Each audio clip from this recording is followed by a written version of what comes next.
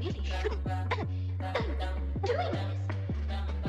After all, we haven't been invited, and curiosity often leads to trouble. You can't remove your skid plates. You're in way over I had your taken a full head. dose, which is 5 dry So, grams. 1 pill makes you larger, and 1 pill makes you small.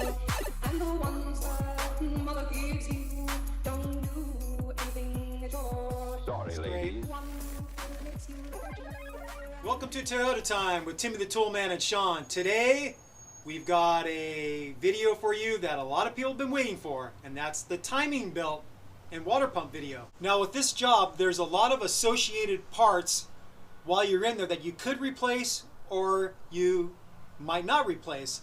There's two lines of thought. One is, if it ain't broke, don't fix it. The other line of thought is, while you're in there, you may as well replace these parts, because if they fail later, you're going to have to do a lot of labor to go all the way back in there and replace those parts. So with a normal timing belt job that a shop or you do for yourself, it usually involves replacing the timing belt number 1, the water pump number 2, and all the other drive belts. The drive belt for the air conditioning, the drive belt for the power steering, the drive belt for the alternator. Those are standard.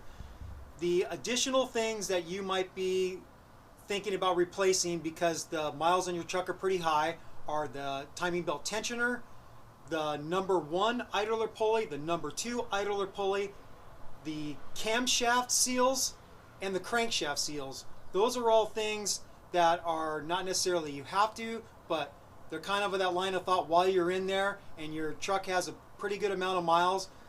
You might just want to replace them so you don't have to redo all that labor to get back in there if one of your idler pulleys fails or your timing belt tensioner fails or one of your seals starts to leak. So we're going to do all of it for you. We're going to show you everything, so this is going to be a very complete video. If you wanted to know how to replace everything involved with this job, we're going to show you the whole ball of wax. Now, there's things that the factory service manual recommends to do, and we're not necessarily going to do those. And there's 3 big ones. One is removing the power steering pump. You don't need to do that for this job. Number 2 is removing the AC compressor, and number 3 is the AC compressor bracket. I've learned through doing a little research online, watching videos and reading write-ups, there's a way to get at the timing belt tensioner without removing the air conditioning compressor and bracket. So that's a workaround. And then there's an additional thing that we're going to do, and that's remove the radiator. The factory service manual doesn't recommend to remove the radiator, but to give ourselves more room to work, number 1, and to give ourselves more room to film, we're going to remove the radiator. So the radiator is not necessarily something you have to do, but it is kind of nice to remove it because it's not that hard. It's 4 more bolts. You can pull the radiator out of your way, and now you have more room to work, and you don't have to worry about damaging the cooling fins if you slip with a wrench or something. So that's an additional step we're going to do. So we're going to get started on this job, and the first thing we're going to do is we're going to remove Sean's aftermarket bumper because we want to get at the grill to remove the radiator. He's got an ARB bumper that's in our way, and we're not going to show that because that's not really part of this job. We're going to get his bumper off first, and then we're going to continue with the job. Now, the parts for this job, like I said, depending on if your truck has a lot of miles or maybe not so many miles, it's up to you whether you're going to replace all the same parts we're going to replace. So when you're going to start researching the parts for this job, there's a lot of sellers on eBay and on Amazon that put together a whole complete kit. So it's a one-stop shop. You can basically buy everything you need for the job from one seller. The seller we bought from is a guy on eBay called Air Cabin Man.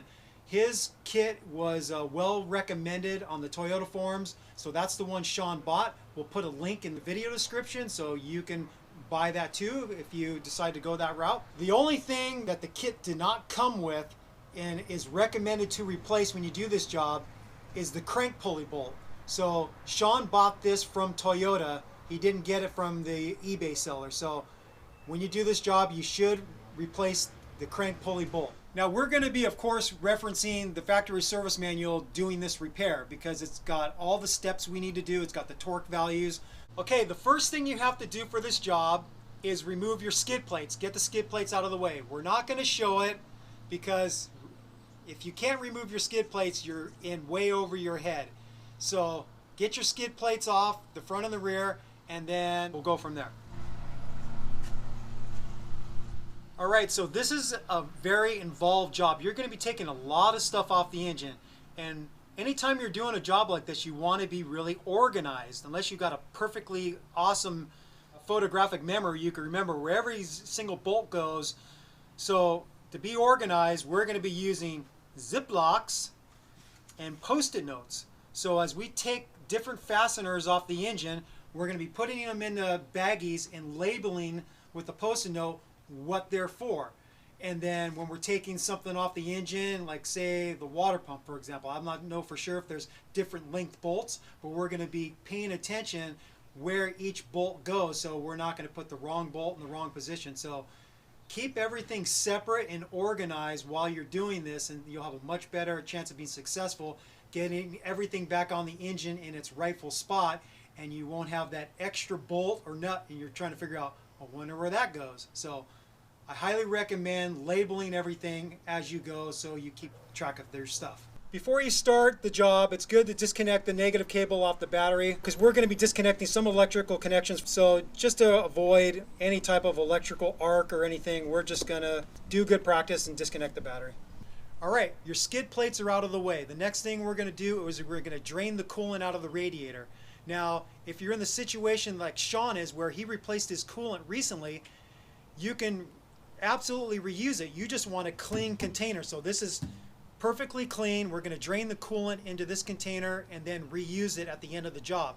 But if your coolant is older, this is the opportune time to replace the coolant. So whatever your situation is, save it or replace it. Okay, we're going to drain the coolant and open up the petcock valve and drain it into the clean container.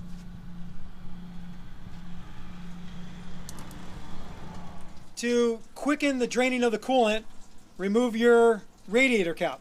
The next thing we're going to do is we're going to get the front grill out of the way so we can get out the radiator bolts easier. You're going to see all these different tabs, and the tab, it's pretty easy. People struggle with this, but it's easy. You just got to grab a flat edge screwdriver, push down on the tab, and there's a slot that the tab fits through. So with a little pulling pressure while pushing the tab down, you can get it to go through the hole. And you do that on all the different spots and you'll see them. It's very easy to see where all the different attachment points, and you do that, pull a little pressure back, push the tab down to where it slides through the hole, and then you can get this whole thing off.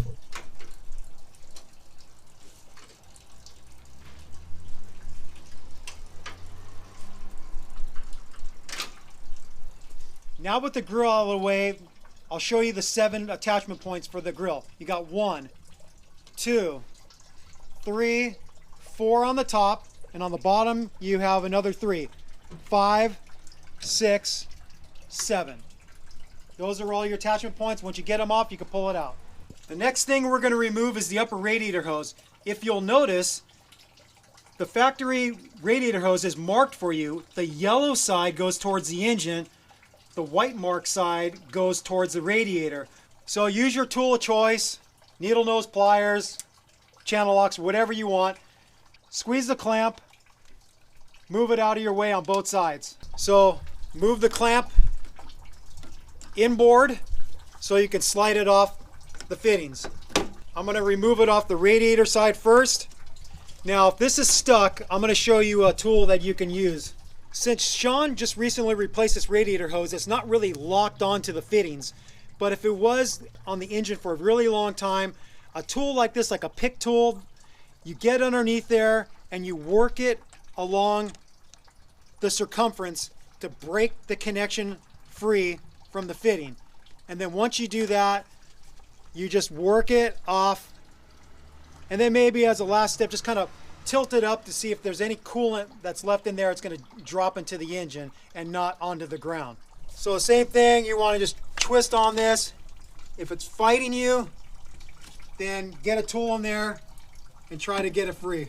The key is with a tool like this, you don't want to puncture the radiator hose if you're going to reuse it. So you want to be careful. So that was enough. It just needed a little bit of assistance. And now the upper radiator hose is off the engine. The next step is we're going to remove the lower part of the radiator shroud. It's held on by 2 clips. Now on Sean's truck, because he had a body lift, he decided to take the lower part of the shroud off. If you reference the video I made for installing a external transmission cooler and replacing the radiator, you'll see how that is removed. 2 clips on either side. You'll see the little metal clips. You remove those, and then you can get that lower shroud off and out of the way. The next thing we're going to do is we're going to remove the upper shroud. On both sides, there's an upper bolt, and then down below, there's a lower bolt on both sides. So we're going to get those off. They're 10 millimeter, and then we'll be able to get the upper shroud out of the way.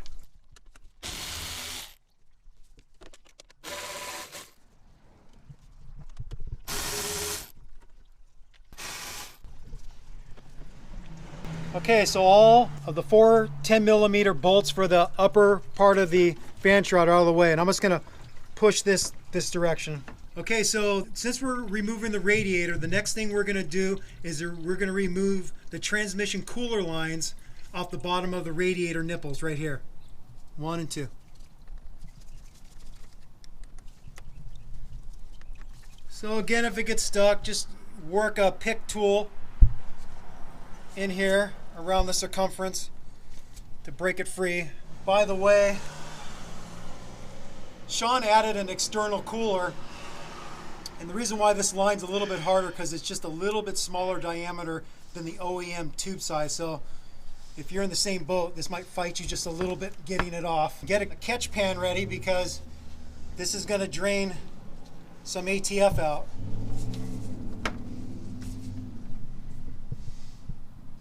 So that's one of the lines, and then we're going to get the other side out. So this is the other side, and this side's coming off way easier. I could already see it. So this is going to slip right off because it's a little bit bigger of a hose. Slip it off the fitting and then drain it into a second catch basin. Okay, the next step, now that we got the transmission cooler lines disconnected from the bottom of the radiator, we're going to remove the 4 12 millimeter bolts that hold the radiator to the body. So there's 1, 2, and then on the opposite side you have another 1, and then number 2 is right underneath the receiver dryer for the AC system. Now take a look at this. Sean, just like me, added an external transmission cooler, and I'm starting to think he was pretty smart by just putting the zip ties through the AC condenser and not through the radiator as well, because on mine I pushed them all the way through the radiator, and if I was doing this job I'd have to cut those zip ties. So because Sean only pushed it through the AC condenser, we don't have to worry about the zip ties he used to affix this transmission cooler. We can remove the radiator without messing with this. So we're going to get these off. I'm going to break these free with the ratchet and then spin them out with the gun. Now you might be wondering, how are you able to remove those bolts without the thing falling on you? See these hooks right here? These hook into the body, and so you can remove all 4 supporting bolts that hold the radiator to the body, and it's not going to go anywhere because it's held in place by these hooks on both sides. I'm just going to disconnect the overflow tube for the radiator. He's got this cool red thing that I'm destroying right now. I'm just going to set this over to the side here. I'm going to pull the shroud up out of the way. The last thing we got to do to get this radiator out is we got to disconnect the lower radiator hose. Since you've drained the radiator from the petcock valve, you might think, oh, I can remove this hose without a bunch of coolant coming out. But there will still be some coolant coming out, so I suggest getting your catch container underneath the radiator hose so anything that comes out is going to go into the catch container and not onto the ground. I'm again going to use this pick tool. Just get underneath there. You see the radiator moving in retrospect. Probably should have removed the radiator hose first. So, like I said, it's going to drip out, and it dripped on me a little bit. Okay, with the lower radiator hose disconnected, I'm just going to pull this radiator up and out.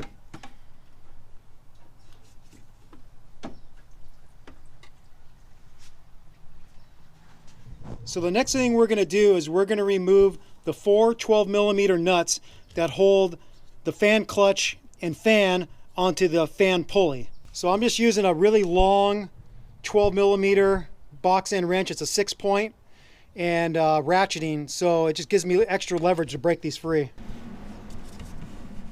And that motor's turning with it. Yep, the motor's turning with it. Maybe I tightened them up too tight last time.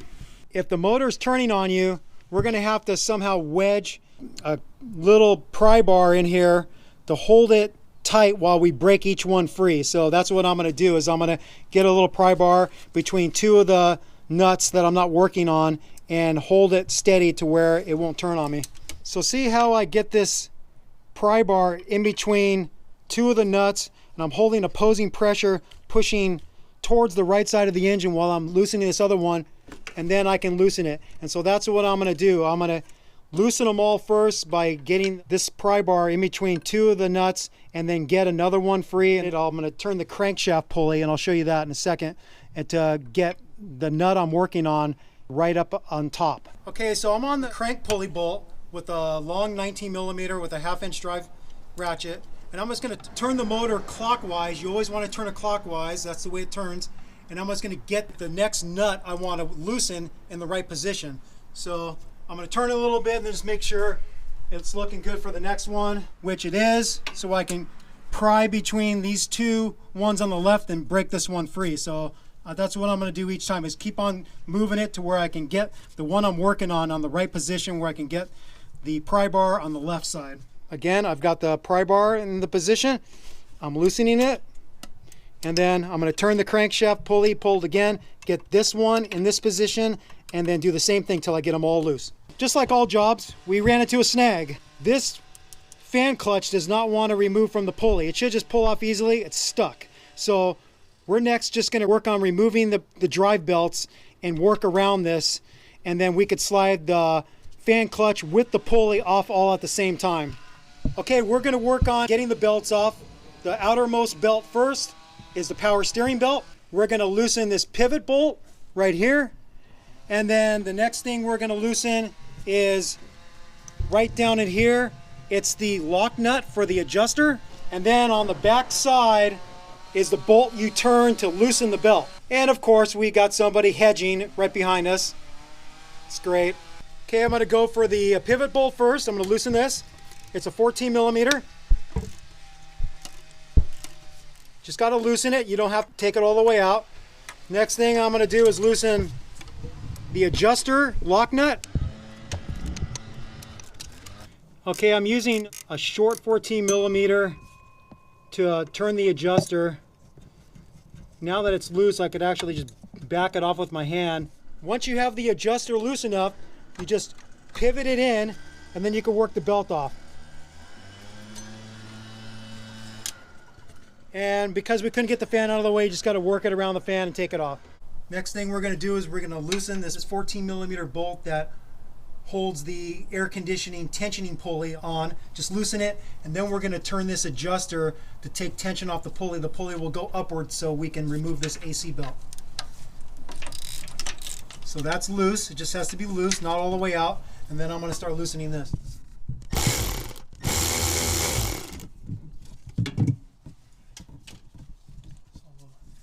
So even with the air conditioning tensioning pulley bolt loose, and I started loosening the adjuster bolt just started traveling backwards. And when I pushed it with my hand thinking it would slide, it wouldn't slide. So I got a pry bar, wedged up underneath the frame, and pushed on the pulley, and then it finally traveled upward, which is where I needed to go to take tension off this belt. So I'm just going to loosen it a bit more. You don't want to back it all the way out. So see if I can move it with my hand. Nope, still kind of fighting me. And this bolt is loose. So I'm going to just wedge underneath here again. Push it up. When this thing is loose and you start moving this adjuster, you should be able to slide this up without a lot of force needed to move it, but it was a little bit stuck onto this bracket. So now I got it loose enough where I can pull it off. And then you just work the belt off. And then the belt comes off. Now we're going to work on the alternator belt. Same thing. You have a pivot bolt down below underneath here. There's a lock nut for the adjuster, and then there's the adjuster bolt that you turn to take tension off of it and take the belt off. So I'm going to loosen the pivot bolt first. Again, it's a 14 millimeter. Okay, that's loose. It doesn't have to be all the way out, just loose. Okay, so I'm going to break free the lock nut. Again, that just has to be loose. Now I'm going to get on the adjuster bolt and back it off to where we can pivot the alternator inward towards the engine and take the belt off. The adjuster bolt for the alternator is a 12 millimeter. See if that moved it enough to where we get the belt off.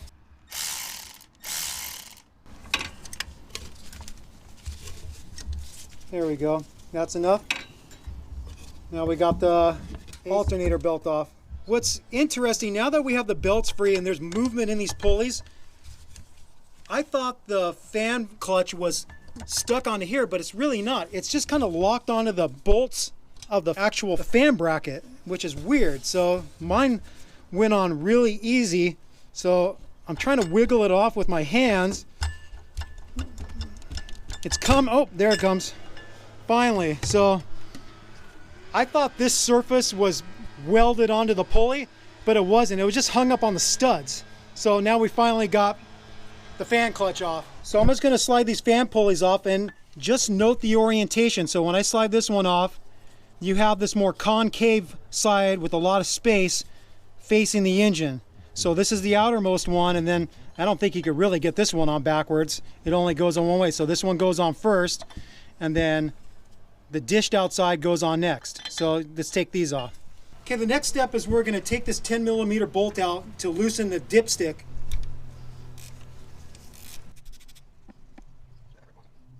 The next thing we're going to do is we're going to get this timing cover off. So we're going to get the spark plug wire clips slid off of here. So you just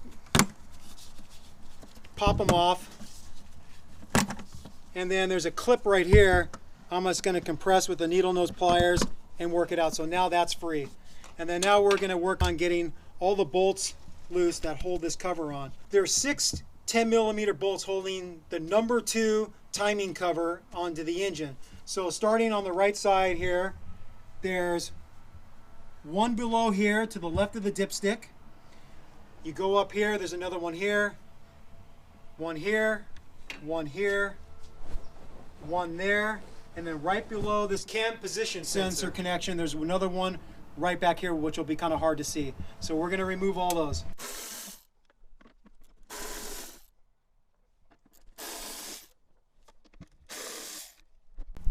And just like a nice Toyota fashion, they make it easy for us, and all 6 bolts are the same size, same length. I decided that I would just pull this thing up and get it out of the way, the dipstick. The one thing that you got to be careful is that you still have the O-ring there. And see all this junk here? So I have some silicone plugs, and I'm going to plug that hole up so we don't end up dropping any debris into Sean's oil pan.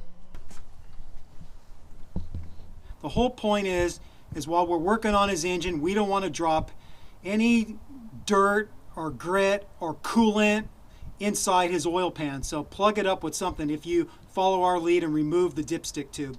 Now we didn't remove this clip because I saw in a video we could actually pull it off and get the clip off from the back side. So now that I could get on the back side, I could work on getting that clip undone easier. So with the needle nose pliers, it was a little bit easier to get it from the back side. I just squeezed it, pushed it out, and now you can see the cam position sensor electrical connection is out of our way. And now we've got the number 2 timing cover off. To get this sensor connection just even further out of the way, I'm just going to squeeze right here on this tab, pull it apart, and just get this out of our way and push this in here. The next thing we're going to do is we're going to get this adjuster bracket for the power steering pump out of our way so we can get this fan bracket off. So it's a 14 millimeter.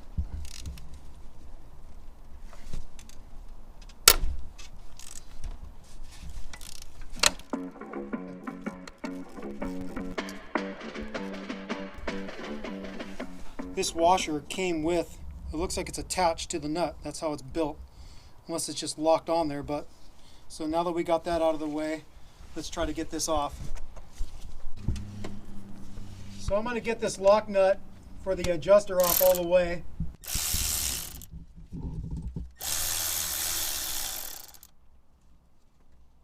Okay, so that nut's off. Hopefully we can just wiggle this thing out. Maybe. Yeah. So now the whole thing is out. This is the power steering bracket adjuster. Okay. So the next thing we're going to work on is get the fan bracket off. We already took the first one off. That was part of getting that power steering adjuster out of the way. So that was number one. Number two is this bolt that goes through here. And number three is this other 14 millimeter nut. So we're going to break these free, and then this fan bracket should be able to pull right out.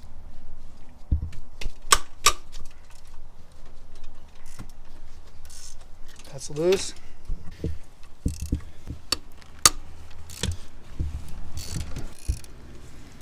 Okay, those are loose, so I'm going to zip them off with the gun now.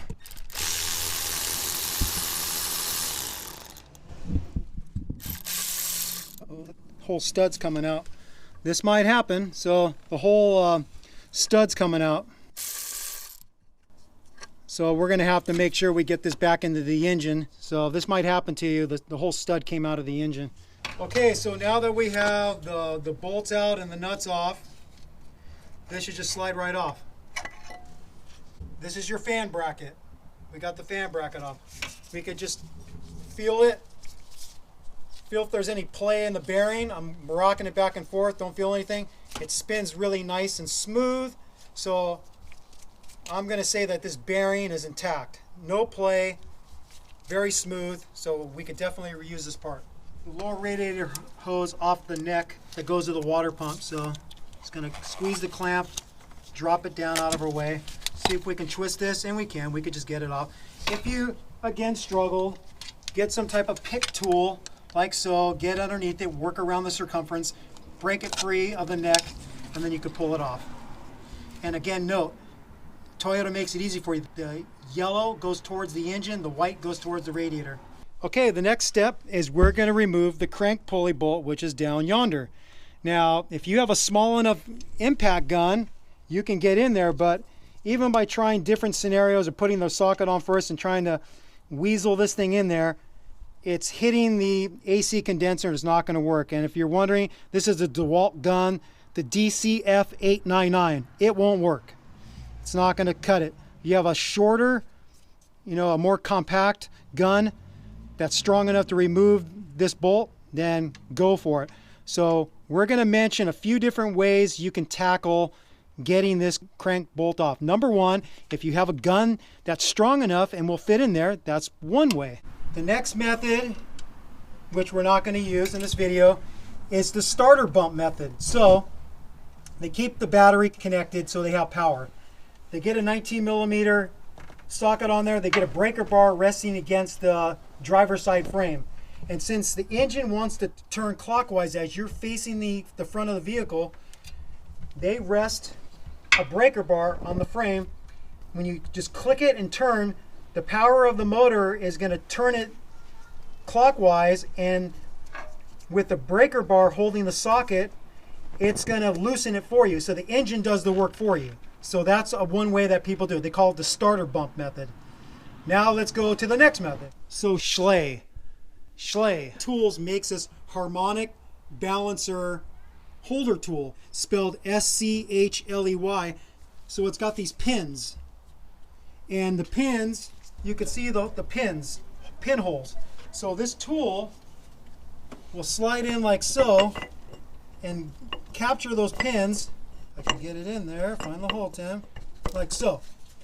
And then you connect up a breaker bar, and then you get the breaker bar underneath, not on top now. We're not doing the starter bump method. So the breaker bar is going to go underneath this frame rail, and then you get another breaker bar with a 19 millimeter, and you turn counterclockwise, and this tool married with the breaker bar is going to hold it still while you can break that loose, and that's the method we're going to use. This is not a cheap tool to buy, but it's really nice the way it's built, and it works really well. So what people do to save money is they take a 2x4 and they take a couple bolts that are right at that same diameter where they'll fit into the holes of the harmonic balancer, and then they do a homemade tool with the bolts run through the end of a 2x4, and they do the same thing. They get it underneath the driver's side frame rail, and they use the same technique we're going to use with the special tool. So since I don't want to turn the motor counterclockwise, I'm just going to turn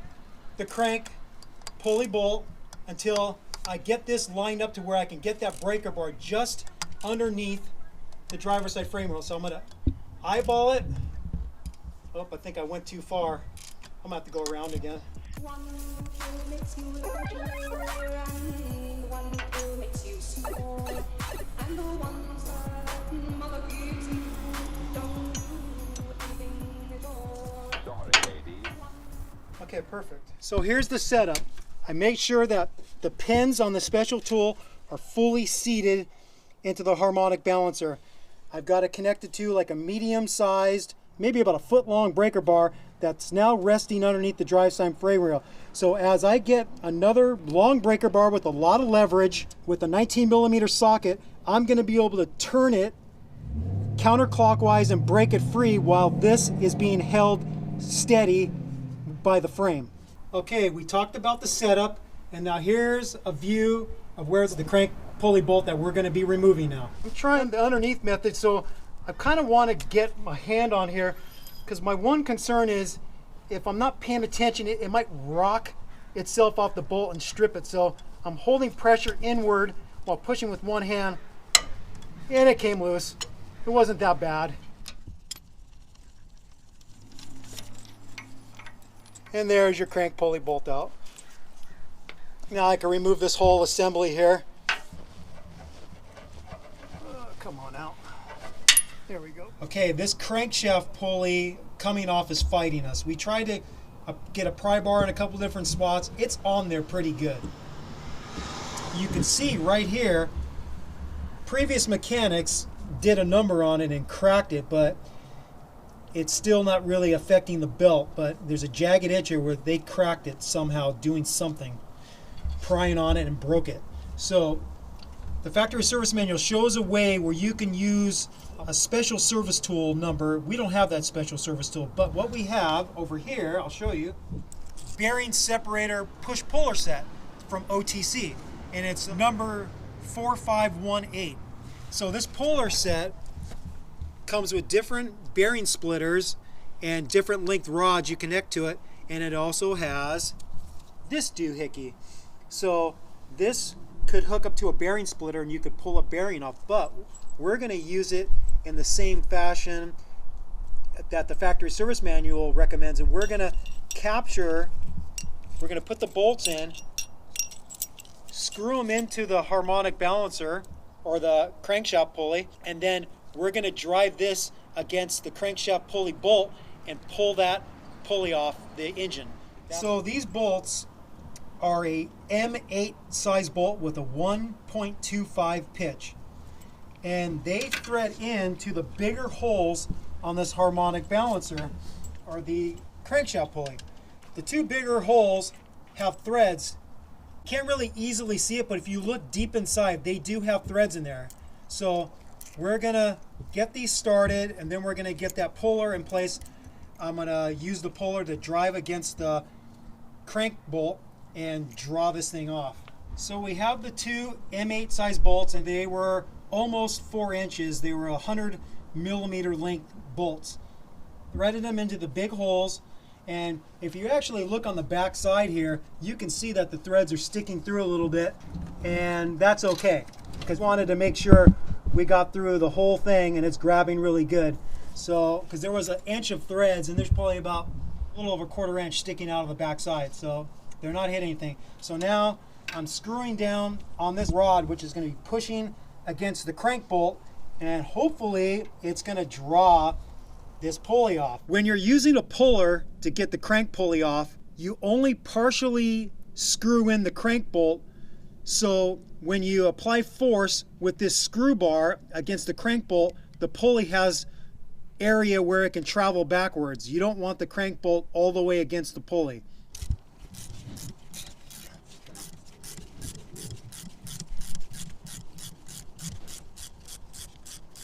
this up. Oh, there we go.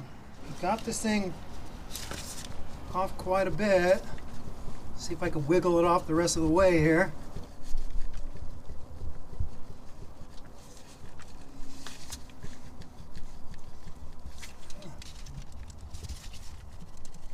Stubborn, man. There we go. So you can see it better on the other side. You can see the threads that you're capturing. So there's not a whole lot of threads. So you just want to make sure you get in there so you can hook up the puller so you're going in through these big holes and then capturing the threads on the back side. Okay, we're gonna remove the two 10mm bolts that hold the starter wire bracket to the motor. So there's one here and there's one over here.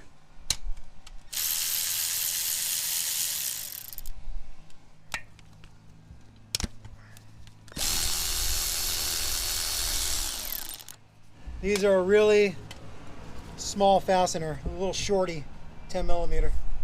So now we can kind of pull this out of the way because we're next going to get the #1 timing cover off.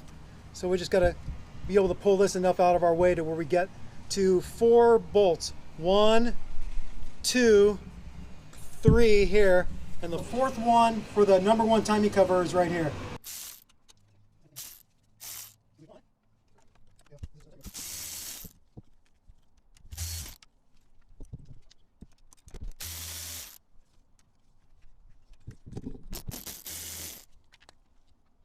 Now the #1 timing cover is out of the way. We're gonna set the #1 cylinder at top dead center. So see this colored mark on the crankshaft timing pulley? And then you see an arrow up above. So when you're at top dead center, the crankshaft timing pulley little dot is lined up with that arrow. And then up above here, you'll see a notch right here on both of these camshaft pulleys. So those will be lined up here. There's a little notch right here and right here. So I temporarily put the crankshaft pulley bolt back in. I'm going to turn it clockwise until this lines up with top dead center and then these camshafts line up. So you'll be able to see that the dot in the crankshaft timing pulley and the little color part that they put on there is lined up with the arrow on the engine. And then when you go up here, if you drew a straight line from this notch on the timing cover back to here, it's a straight line. So this notch lines up with that little V notch on both sides. And so that tells you that you have the #1 cylinder at top dead center. So we used the crank bolt to turn the engine to where we got everything at top dead center. That was all good. But now the problem is that you were using this to turn the engine, the bolt got kind of locked on there. So when we tried to take it off, it wanted to turn the motor, and that's what we didn't want. So we found that we've got this special tool also made by Schley, and it's to hold the camshaft. So you can do your homemade version of this or buy like a jack of all trades kind of pulley holder that they make with different size pins. So just know that if you use the crank bolt to turn it, it might be kind of hard to get it off. So you might just want to turn the engine via the camshafts rather than the crankshaft. Before people learned that they didn't have to take the AC compressor off and the AC compressor bracket, Schley Corporation designed this tool. And what I would suggest if I was going to go this route and use this special tool that I bought a long time ago before I learned another way to get at the back bolt of the tensioner, I just cut the belt out because we know we're replacing it. And then I'd get this between the water pump and the pulley here, and then you start expanding it out and you start driving this pulley downward to where then you get the supplied pin in through this hole and you can basically capture the rod in its retracted position. But we're now going to show you that you really don't need this tool because there's a way to get in with a bunch of long extensions to get to the back bolt of the tensioner. Your tensioner's right here. So the front bolt's easy to get to, the rear one's harder with the AC compressor in the way. So we're going to put together a bunch of extensions with a swivel and get back in there. The front bolt for the tensioner is easy to get to. I'm just using a long 12-point box end wrench and I loosen it up a little bit.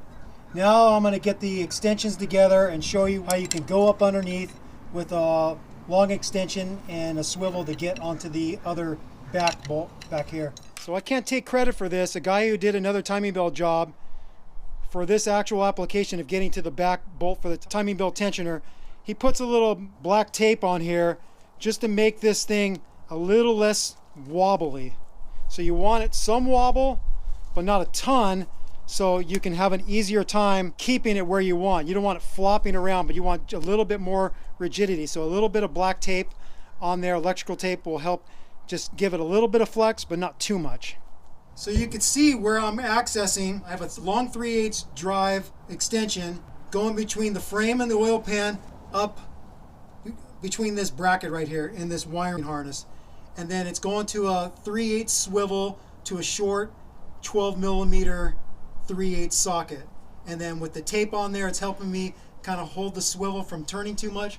And now I'm on it and I'm able to turn it and loosen it. So I'm just slowly loosening both these 12 millimeter bolts equally as it's taking tension off this pulley. Okay, here's your timing belt tensioner. If you were going to reuse this, you would clamp it in a vise, pushing this plunger in to where you can get a pin through that hole and capture that hole to retract it. So you just clamp it in a vise, squeeze it in, get the pin in, and then this way it will be retracted. But we're replacing this. So the factory service manual says for an inspection of this, if you want to actually keep it, is you're looking in this area for any oil seepage. They say like a tiny bit is okay, but if you see a lot of signs of oil seepage, then you should replace this tensioner. So by the looking at this, we technically could have actually reused this because I don't see any oil seepage at all. So this tensioner is probably still good. This washer's on here. I'm just going to call it the crankshaft timing pulley washer. It's keyed, and so when you take it off, note the orientation. It's got a slightly dished side, like slightly concave, that's going to face outward, and then the more convex side. So just remember the orientation, slide it off and get it out of your way. Now we're going to just slide the timing belt off. So with tension off the idler pulley, now we should be able to slide this thing off, hopefully. Not. This is kind of new to me. Work it off slowly, I guess. There we go. And then just remember how this thing goes. So just remember the orientation, and goes around these pulleys. So we're going to slide all this off and take the belt off. We're going to take this off, and we actually lucked out. This thing slides off. So the crankshaft timing pulley is keyed and it slides right off. So because we're going to change the seal behind here, we have to pull this off. So I'm just going to slide this off the shaft. Try to do it in a controlled manner so you're not going to slam into your AC condenser. So you can see the key right here, and it goes right there, and that's your crankshaft seal that we're going to change. Okay, you see all that white and pink junk all around the water pump? The water pump was obviously leaking. So we're not 100% sure if this had a timing belt job before, but this is what you would kind of see if you had red coolant. If you had green coolant, then it would probably be green crusty stuff. Water pump was definitely leaking. Okay, we're going to remove the number 2 idler pulley. It's a 14 millimeter bolt that holds it on. I'm just going to get a big 1/2 inch drive ratchet, get it on there, and break it free.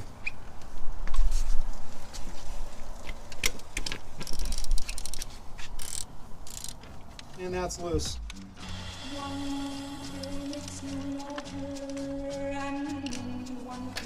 Just like the timing belt tensioner, the factory service manual says to inspect it if you're going to keep it, and if you see any oil seepage or if it's really rough, then replace it. There's a tiny bit of oil seepage here. The bearing on the pulley feels super smooth. I don't feel really much play, if any. So I have a feeling that this idler pulley could have been reused, but we're replacing it. So the number 1 idler pulley takes a size 10 Allen socket or an Allen wrench. So better use a socket, more leverage. So Just spin this off, and then you can get this sucker out.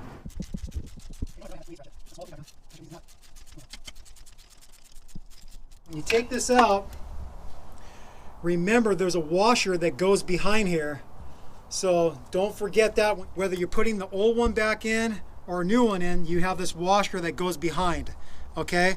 Same thing. You would just be checking this for any oil seepage. See that if the bearing's really rough, but we're replacing it because the kit came with it. So this is the #1 idler pulley. We're going to get the water inlet neck off the water pump, and the thermostat lives right behind here. This is a 12 millimeter.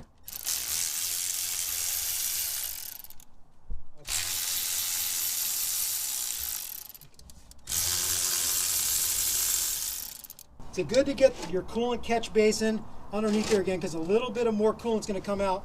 Take this wire bracket off first, and then slide your neck out. You'll see the coolant come out. Then if we take this thermostat out, maybe even a little more coolant's going to come out. Just remember, if I forget to say it later on, the jiggle valve is supposed to face downward towards the ground in the 6 o'clock position. So get your thermostat out of the way. This is the cam position sensor. So it's a 10 millimeter bolt that holds it on, because this is the #3 timing cover, and we're going to have to get that off to get to the camshaft seals.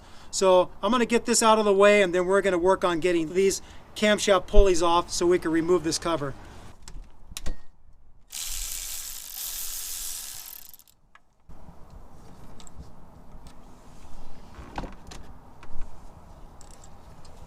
Okay, so we'll just let that hang there. Now we're going to get these camshaft pulleys off next. Now this big tool is meant to hold the pulley steady so you can break it free. Try to hold it in place while turning it. Good luck. Let's see. This is not easy. Damn. Damn it. Fucking A, man. This thing's on there. Jesus Christ. Okay, this is one of those situations where having a buddy's nice, because I'm obviously not strong enough to get it by myself with the amount of leverage I'm getting. So Sean's holding it on the other side. I'm pulling towards me. Getting these crank pulley bolts loose by yourself might be pretty hard. So I was pushing on this tool with a lot of freaking force to where I kind of like hurt my shoulder a little bit. And Sean had all the leverage he can get with this long breaker bar, and it was on there pretty good. I don't know why it was so freaking tight, because I know the torque spec's not that high, but it was just really locked in there. So this might be a part where if you're gonna go for the camshaft seals, you might just need a friend to hold it steady for you to where you can break it free without killing yourself doing it by yourself. So now these are loose. So you remove the crank pulley bolt, and then you could slide the crank pulley off. These pins actually slide out, so I'm going to get this pin out of the way to where it's easier to remove the seal and get the new seal back in. So this little pin slides out of the end of the camshaft. You'll see that they put an L, and so this is left if you're actually inside the vehicle. So this one is the left pulley on the driver's side, and the right pulley is on the passenger side. So we're going to get the other bolt out. Slide it off, and you see this one turn. Don't freak out, because all you got to do is turn the crankshaft back into the right position where this notch lines up with this. So it's okay if it moved on you. Don't freak out. These camshaft pulley bolts are 17 millimeter. Now we're going to remove the #3 timing cover so we can get at the camshaft seals. The camshaft seals are behind this cover, so this cover has to come off. And you can see all the bolts. You got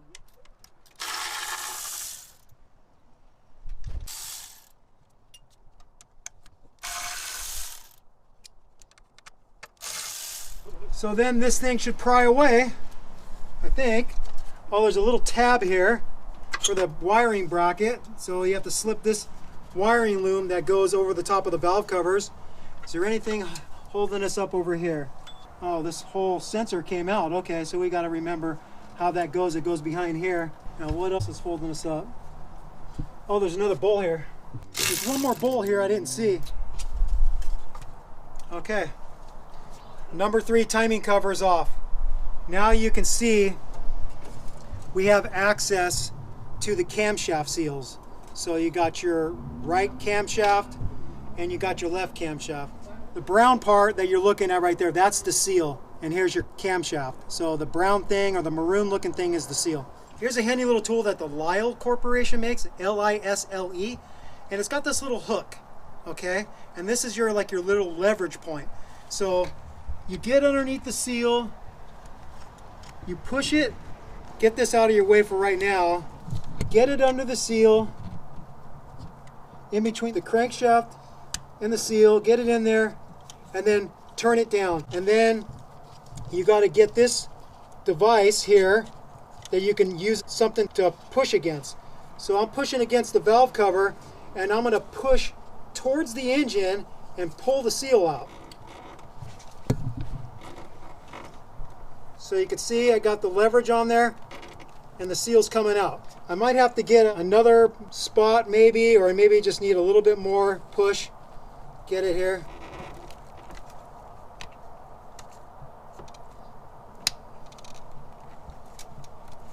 It's almost out.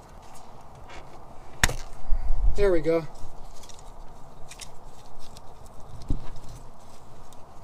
And you got your camshaft seal out. So I'm going to get a little motor oil on my finger. I'm going to lubricate the inside of the seal here, and then I'm going to put a little bit on the shaft to make it slide in a little easier. Okay, with it all lubricated with a little bit of motor oil, you slide it over the end of the camshaft and butt it all the way in there as much as you can with your fingers. Okay, now at this point, depending on the tools you have, you might just get something like maybe a brass drift and just slowly start tapping around the edge and seat it all the way in. Or maybe you get like a big socket or a press sleeve that meets the outer diameter of this seal and just slowly tap it around like that. Or you get a special kit, and I bought this camshaft and crankshaft seal kit, and one of the cool things it has a set of sleeves with different lengths that you can basically slowly draw it in with the actual bolt that holds the pulley on. So I'm going to show you that now. You have different size diameters of these that will meet up with the outer diameter of the seal. So that's going to go against the seal. But the next thing I'm going to do is going to put this little spacer to where it's going to have enough room to where I can pull the seal into its position, push it in. And then you put this top plate on, and then you have all these different diameter adapters for the actual bolt, the size of the bolt. So this one fits the diameter of the bolt perfectly. Slide that in place. So now your whole thing is set up. You put it against the seal and you start the actual crank pulley bolt. And as I tighten this bolt, it's going to drive the seal all the way in.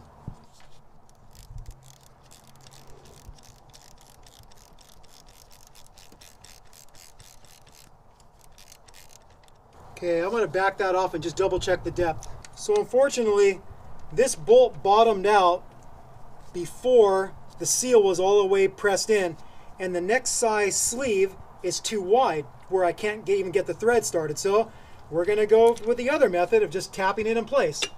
So using the same tools I was using, I'm just going to seat it in just a little bit more by tapping it in.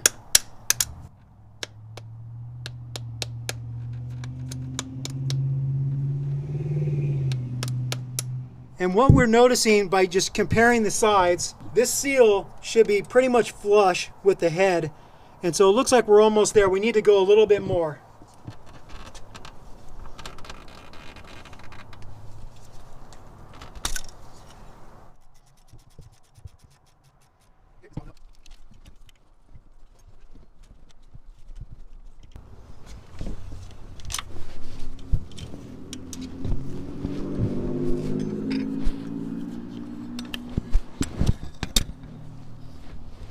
There's the crankshaft seal out. Okay, we've lubricated the crankshaft seal with a little bit of motor oil, put a little bit on here, and we're going to slide it over the shaft. The thing almost goes in by hand. With this kit, I've got a bunch of extensions because the crankshaft is a lot longer, so you use these spacers. This adapter fits the outside diameter of the crankshaft seal, and so now I'm going to try the same thing, and hopefully this is going to work better than for the camshaft, that the bolt's not going to bottom out before the seal is all the way seated.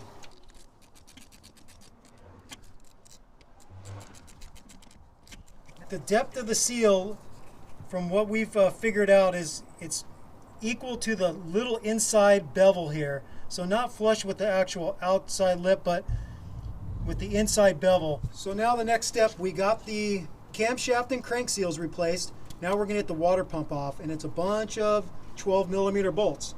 Got 1 here, 2, 3, 4, 5, 6, 7. I think that's it.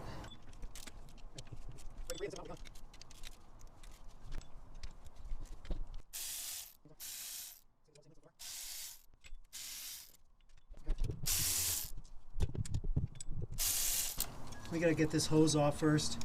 So I think this is the oil cooler, not 100% sure. So we're gonna loosen this clamp, get it out of the way, and get this hose off. Just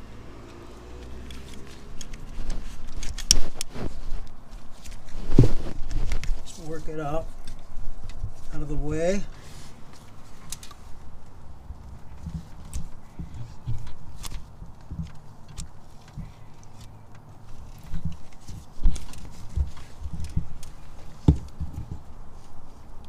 Okay, that's all. So now that you slip this coolant hose off and drain that out a little bit, now there's nothing stopping you.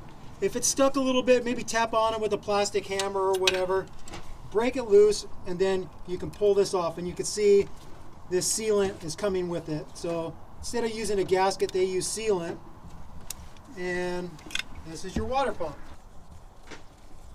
Feels smooth. I don't feel a lot of play in the bearing. So, but it was leaking. All this crud here, signs that it was leaking. So we're gonna clean up this surface really well with a plastic razor blade first, and if that doesn't work, we're gonna go to an actual razor blade. So we're gonna just work on scraping all this junk off to get a good seal with the new water pump. Okay, so instead of using some type of sealant, these timing belt kits come with a nice metal gasket. So you slide it over the studs for the water neck that houses the thermostat and just put it in place. And you can see you got these little pins that stick out that kind of help capture it. So those are little guide pins. We're gonna get the water pump in. Same thing, slide it over the studs. So that's that. Now we gotta get our bolts. We're just gonna start all these hand tight.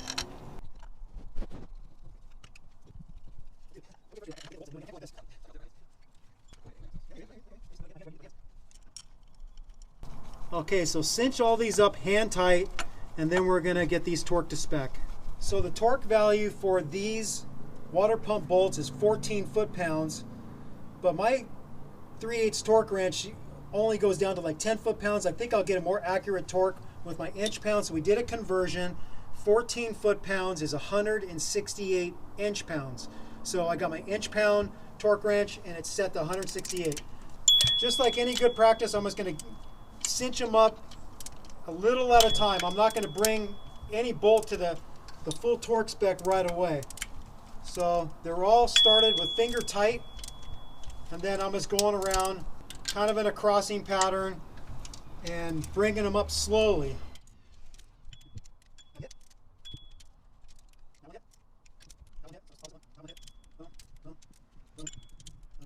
Just going to double check and go around, make sure they're all at the torque spec. So we're going to get this cooler line back on, slide it on there, and then maneuver the clamp in place. So you clamp it with some needle nose pliers or whatever you got, work it onto the fitting.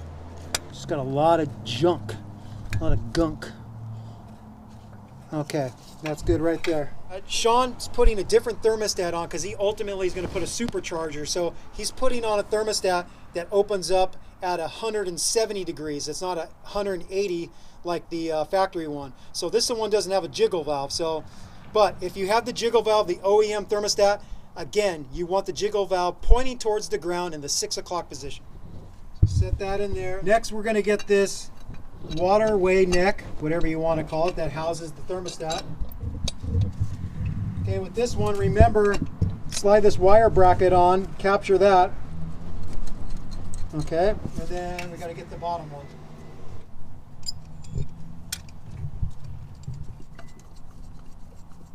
Cinch them up hand tight, and then we're going to torque these 3 nuts to 14 foot-pounds.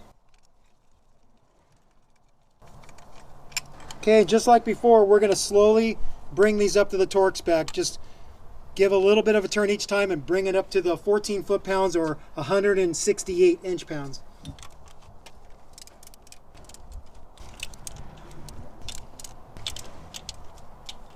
Okay, that hit the torque spec.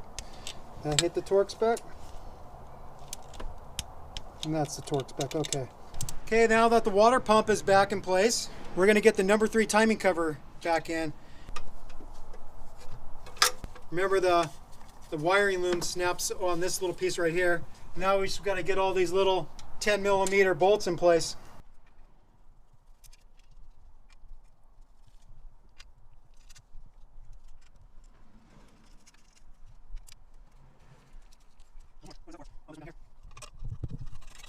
Okay, the torque value for these little 10mm nuts for the number 3 timing cover is 80 inch-pounds. 80 inch-pounds. So I'm just going to get them cinched up, all like hand tight, and then I'm just going to bring them up to 80 inch-pounds.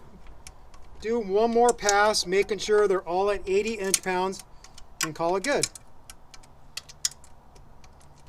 Okay, we're good on the number 3 timing cover.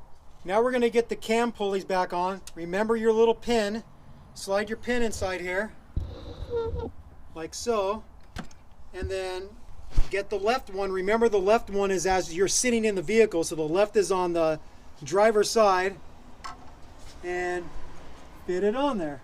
And if it wasn't clear, the pin goes into this slot right here. That's where the pin goes.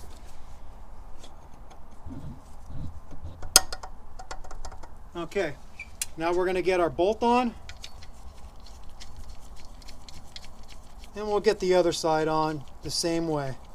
Okay, again, get the pin on, slide the pulley on. This one turned on us a little bit, like I said though, you don't have to freak out. Get it on there and turn it again and get it in the right spot. This one fought me a little bit. I just took a plastic hammer, tapped it in place to where it's seated all the way. Now I'm going to get the crank pulley bolt on. The torque value for these camshaft pulley bolts is 81 foot-pounds. And so we're going to have to use the tool that we use to take it off to hold it steady while we get this to the torque value. So it's going to be something like so again. God, that's it. That was a lot easier than getting it off. So now we're going to get the other one. Okay, that one's at 81 foot-pounds too. So since we tighten these up after putting them back on, the timing marks don't line up, so I'm just going to turn these clockwise and get them to come around and hopefully line up perfectly right there.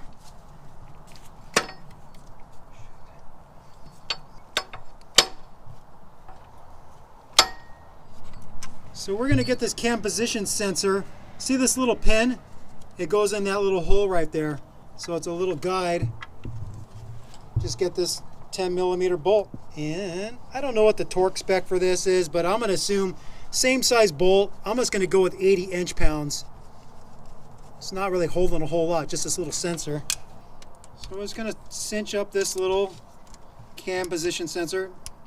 I just torqued it to 80 inch-pounds. I'm going to call it good. Next, we're going to get the number 1 idler pulley, the new one, in place. Just going to thread it in there. And the torque spec for this is 30 foot-pounds.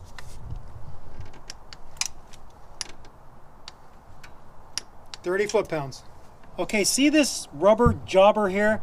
This is left over from the old timing belt tensioner. So remember, if that thing's still in there, to pull this rubber boot out. And this is actually the little hole right here that you put your pin in if you're going to compress it. And so you want to get rid of this because the new one's going to have this rubber thing and it won't sit right if you have this thing still in there. Okay, like I said, the new tensioner has the rubber boot. The pin is in, holding the plunger, the piston, back. And so we're going to fit this in and slide it in place. And then the tricky part is going to be getting the back one started. But I'm going to get this front one started first and then worry about getting the back one started. Well, that started easy. Okay, now I got to get the back one started, which is going to be harder. Same thing, I got to go back underneath the truck with a long extension. This time I'm going to try the 1/4 inch extension, swivel, and socket to get up in there.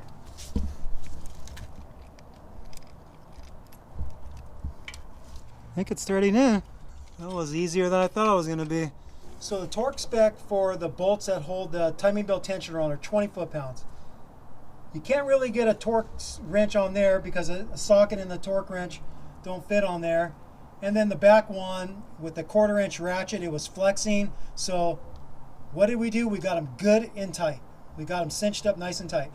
But if you're somehow better than us figuring out 20 foot-pounds, if you can get a torque wrench in there to get the value. Okay, we're going to get the number 2 idler pulley on now.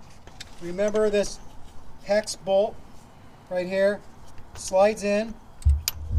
And then don't forget the washer. So the washer goes in between the pulley and the engine. This side goes into against the piston of the tensioner. Okay, so this bolt for this pulley, when it came out kind of rough. I had to ratchet it all the way out. I didn't think anything of it.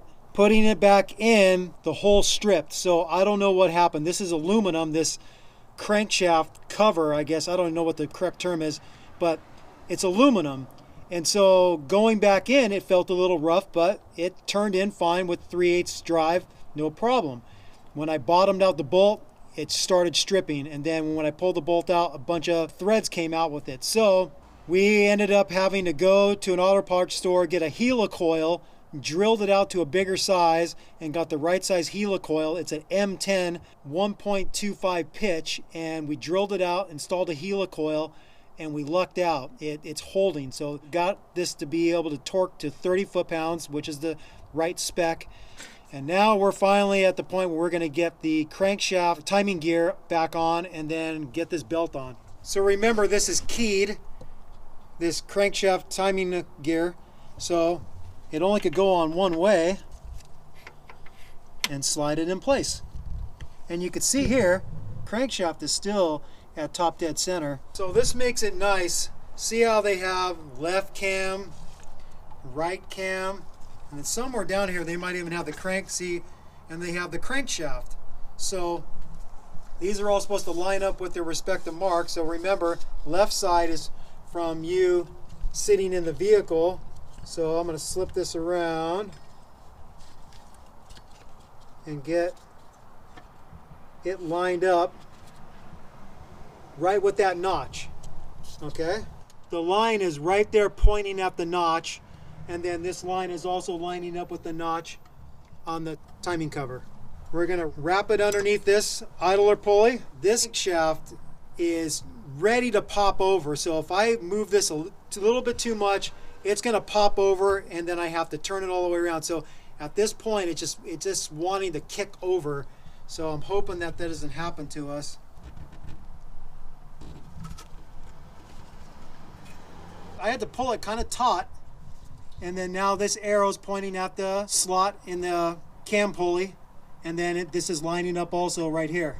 So in order to hold the belt onto the camshaft pulleys, I'm using some binder clips. I learned this trick from somebody else on a forum, and then I saw it on a video too, so I'm gonna put these on and kind of hold it in place. So they're just kind of little placeholders. So now I'm gonna wrap the belt around the water pump. We struggled very much getting this belt on. So you get it on the two camshafts, boom, boom. You wrap it around the water pump. Then you get it on here. Getting it on this last pulley is really hard. Like, I watch videos and they made it look easy, but this thing is actually pretty freaking hard. So what I did is I used an old bicycle tool, a plastic tire iron, and I got it and I just kept on kind of stretching on the edge here till I could finally get it, the inside lip over the pulley. I just kept on stretching, finally popped it up on there. It's a pain in the ass. Getting the timing belt on is a lot harder than we imagined. We had heard that it was hard, and then we actually experienced it, and it's pretty damn hard. So we want to reiterate the proper sequence to get this belt on. You start off on the left cam, and you get the line lined up. Just pretend it's not lined up now, but your cams are lined up with the timing cover. Get it lined up on this left cam first. You get it under this top pulley. You have to pull it pretty tight and then get this other one lined up. And so you take all the slack out of this in order to get it here. Then we put the binder clips on either side to hold it in place. We wrapped it down through here and just it hung there for a little bit. The next thing we did is we wrapped the belt around the water pump pulley. Now we apologize, we already put the crank pulley on in this timing cover, so it's a little hard to see, but you'll understand. You have to pull all the slack in between the water pump pulley and the crankshaft timing gear in order to get the final step of getting it up onto this pulley. So you got to pull it, the timing belt, really taut to get it on the crankshaft timing gear. And then the next step is the hardest part. This is the part that really hung us up, because the belt is so tight, being a brand new belt, it's super hard to get it up onto this last pulley. We fought it and fought it and fought it, and then I finally used a technique that actually finally worked, and it was using a plastic tire iron for bicycle applications. So we'll now go to the workbench and I'll show you how we use the tire iron to lever the belt up onto this last pulley. This is the pulley that is going against the timing belt tensioner, and then this is going down towards the crankshaft pulley gear. And so you've got it all attached, and the last thing you got to do is lever this belt up onto this pulley, but it's super tight. With just your hands, it was really hard to try to pull it up onto this lip, and we yanked and yanked and yanked and couldn't get it. So I used this tire iron, plastic tire iron. You can see how it's shaped, and it's like a little lever, and I hooked it underneath the edge, and then I started prying upward to stretch it. I stretched it, and finally could lever it up onto the pulley. Now it's like sitting like right here, and it's partially sitting on the crankshaft timing gear. And then I just grabbed my plastic hammer and I tapped it here, and I tapped it on the crankshaft timing gear, and I tapped the belt finally in its fully seated position. So you can get these plastic tire irons at any bicycle shop, and so if I ever had to do this job again, this would be my go-to tool to get it up onto the last pulley. I would just hook underneath the belt, capture the pulley, and just start working it up, working it until it's stretched enough to where I could finally lever it up onto the last pulley. So during the process of getting this belt on, when we were struggling to get it onto the last pulley, there was a few times where we actually tugged on the belt and caused everything to shift. So when that happens, we had to take the belt off. We had to turn each cam pulley back around, turning it clockwise, back around to where the timing marks line back up again. And the same goes on the bottom for the crankshaft timing gear. There was a time where it actually turned on us. So with the old bolt into the crankshaft, we turned the crankshaft around again clockwise and brought the timing mark back where it needs to be. Now the next thing is you want to be able to get this bolt out without turning the crankshaft. So what we came up with is we wrapped the old timing belt around the crankshaft timing gear.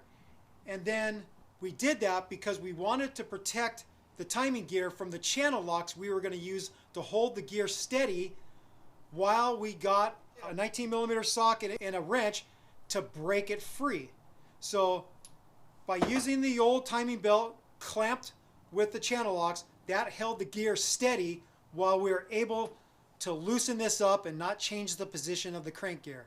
So this is a technique you can use if you run into the same situation where you end up turning it and then having to use the crank bolt to turn it back around to get it in the right position. And now because this is tight, you need something to hold the timing gear while you break it free.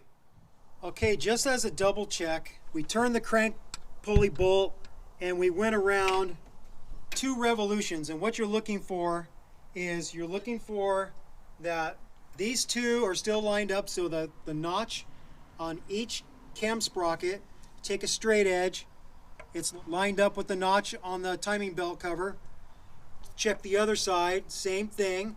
And then you look down below here, and this too, with the little hole in it, is lined up with the triangle on the crankshaft cover, and everything's good. So looks like we got it on properly and the timing's going to be correct. So now that we know that the timing belt is on correctly, we're going to pull the pin for the tensioner.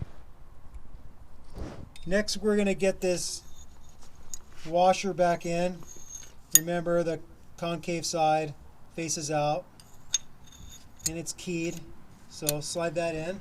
Now we're going to get this timing cover in, and it slides in like so. So I'm going to get these 4 timing cover bolts in.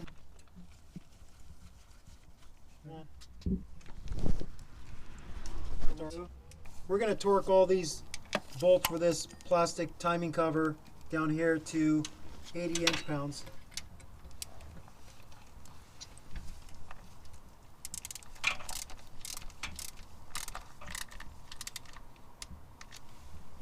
So we're getting the 2 10mm bolts that hold the starter wire bracket.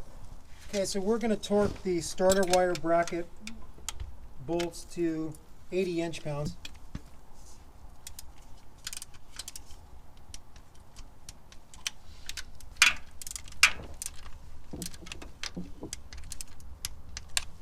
Okay, we're going to get the crankshaft pulley in now.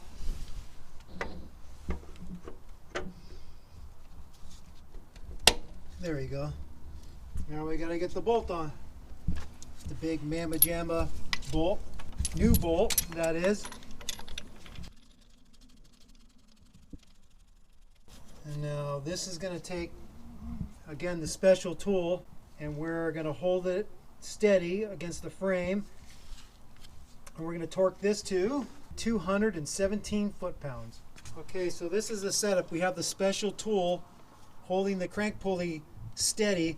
The breaker bar is going underneath the passenger side frame rail because I'm going to be turning it clockwise and the pulley is going to want to turn this way. So this breaker bar underneath the frame rail attached to the special tool is holding it in place.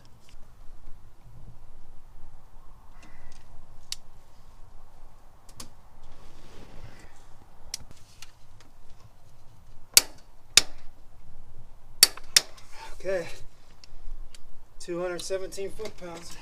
So this is your cam position sensor, and the wiring goes back behind this plastic, whatever you want to call it, clip. And this wire doesn't really clip into anything, but it sits in a slot.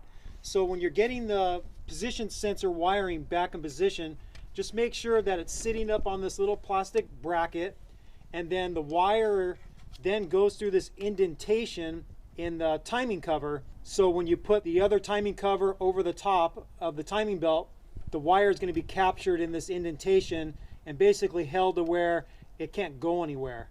Our concern is we don't want the cam position sensor wire running into the timing belt and it gets severed.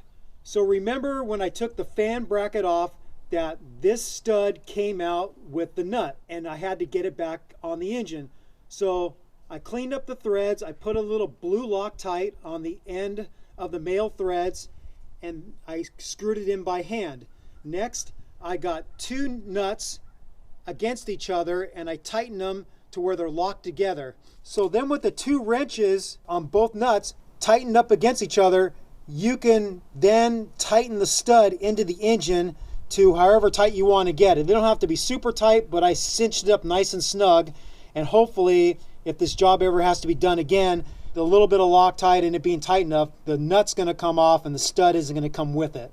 So this is how you would get the stud back in. So now it's time to get the fan bracket back in place. So you slide these holes over the studs, and then this top one goes towards the engine like so. Now what's interesting to note, we searched and searched and searched a little more, and we could not find torque specs for this bolt or these 2 nuts that go on the studs. We looked throughout the factory service manual, we did a quick search online. Toyota doesn't offer one for these, so what are we gonna do? We're gonna snug them up tight and call it good. I'm just gonna go by feel. So there it is there. There's no torque spec for it for what we could find. So you get your fan bracket on, you get the top bolt in and started, and then you get the right nut onto the stud. On the left side, we're not going to put the nut on yet because we got to get the power steering adjuster bracket in place on this stud first, and then we can put the other nut on. Okay, to get this adjuster in place, you have to first bring it in at an angle like this. And then with your left hand holding the adjuster stud, you feed it into this hole right here. At the same time, you're using your right hand and you're getting it up on this fan bracket stud. And then with both your hands, you rotate it in place and then get this tab hooked into the hole on the fan bracket. Now you finally got it in place. It's a little bit hard, but you got to go in at an angle and then rotate it in place. I'm going to put this lock nut on here, and then I'm going to get the other 14mm nut started on the fan bracket stud. Okay, now we're going to cinch everything up. So now it's time to tighten up the fan bracket completely. So we're going to tighten this one, and then we're going to tighten the upper bolt, and then we're going to tighten the other 14mm nut. We're going to tighten those 3 things and get the fan bracket nice and tight.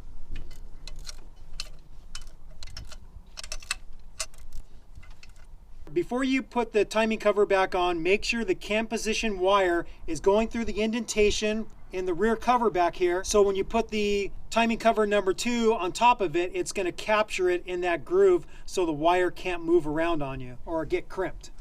So now it's time to get your number 2 timing cover back on. And the factory service manual does mention putting a fresh gasket on here.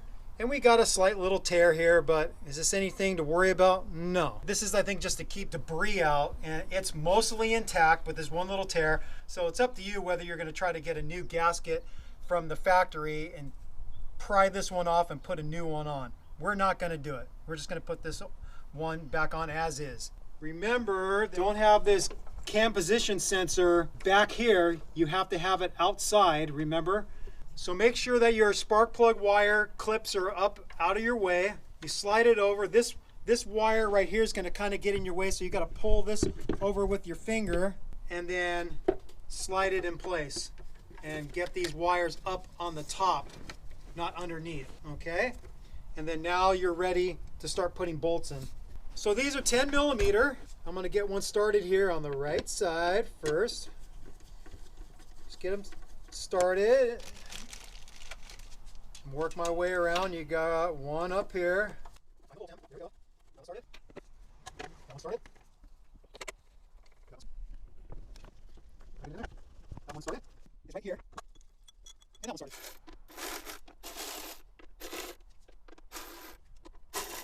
The torque spec for these number 2 timing cover bolts is 80 inch-pounds. 80 inch-pounds.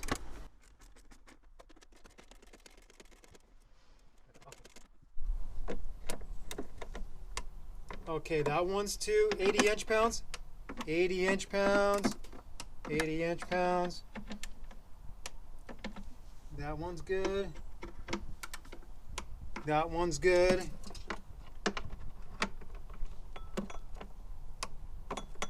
And that one's good. Okay, so all 6 10mm bolts for the number 2 timing cover are torqued to 80 inch-pounds.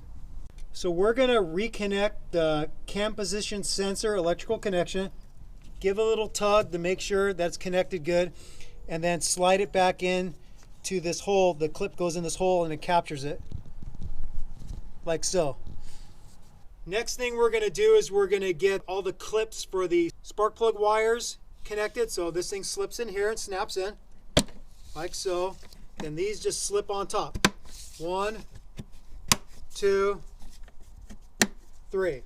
We pulled the oil dipstick out of our way and we put a silicone plug to block any debris getting into the oil pan. So now we're going to get the dipstick back in. So I got to pull this plug. There we go. So now the plug out of the way. So just remember to double check that your O-ring on the end of the dipstick is still in place. I lubricated it with a little bit of motor oil.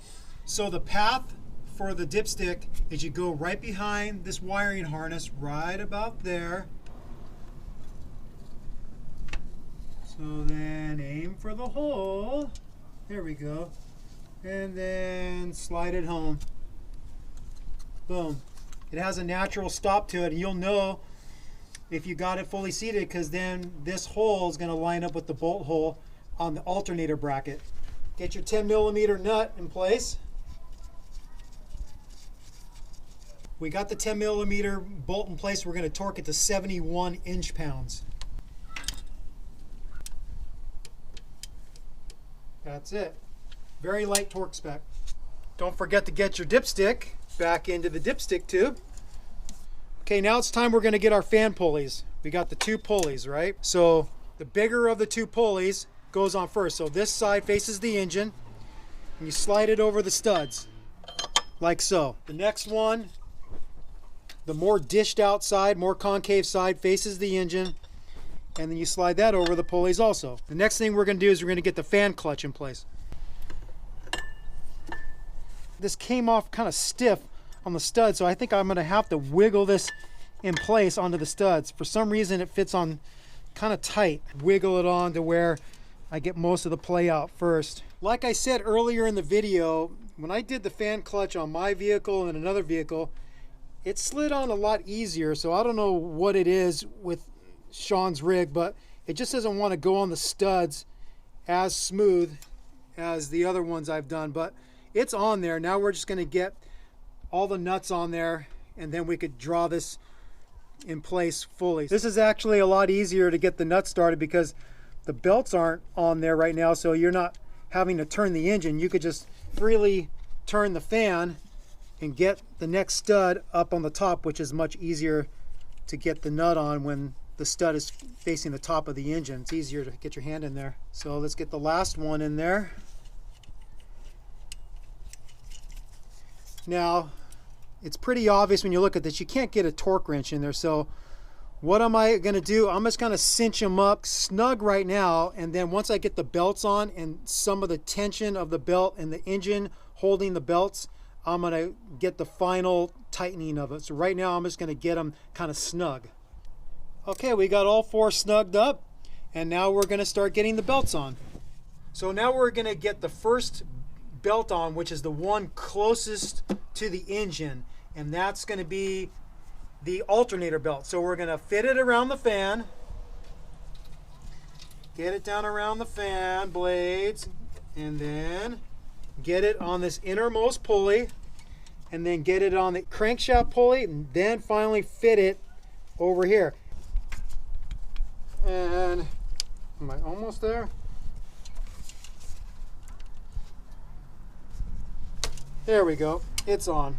So the next step, we got to turn the adjuster bolt and take the tension out. Now we have a video on replacing all the belts, and we're going to show some detail here, but maybe not 100%. You could actually consult that video if we skip something and you want a better look at the proper tensioning process. But the end result is that when this belt is tight, you have about a 1/2 inch of deflection, meaning from a center line, you can push it down a half an inch and you could pull it up, and you pull between the two pulleys. This is a new belt, and the factory service manual says that the proper tension for this belt is 100 plus or minus 20 pounds. They say a new belt is considered anything that has less than 5 minutes of use on it. So we're just going to run his engine like 10 minutes or plus when we're filling up the coolant, and then after that we're going to double check the tension. And I have a tension gauge that I could put on here to get an accurate reading. But if you don't have a tension gauge, don't worry about it. Just get it to where you have that about ½ inch of deflection and you'll be good to go. Okay, so here's the adjuster bolt. I'm just getting on there with a 12 millimeter ratcheting flex head wrench, and I'm going to slowly take the slack out. As I'm taking the slack out, I'm just kind of feeling with my left hand to get a gauge how tight I am, to where I'll get close, and then maybe I'll take my gauge out and take a reading.